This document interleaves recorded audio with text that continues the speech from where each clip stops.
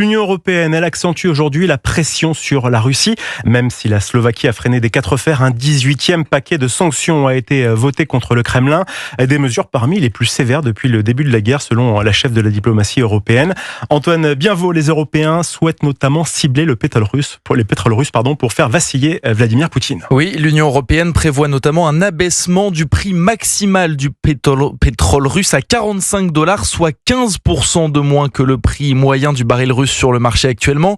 Aucune compagnie pétrolière ne pourra donc vendre de pétrole russe au-dessus de ce prix de $45 sous peine d'être sanctionnée. Une décision saluée par Volodymyr Zelensky et qui pourrait être un vrai coup dur pour les finances de Moscou, car les exportations de pétrole représentent environ un tiers des revenus économiques de la Russie. De nouvelles sanctions adoptées donc par les Européens, mais pas encore par les États-Unis qui n'ont pour l'heure pas accepté de se joindre à ce nouveau prix plafond sur le pétrole russe.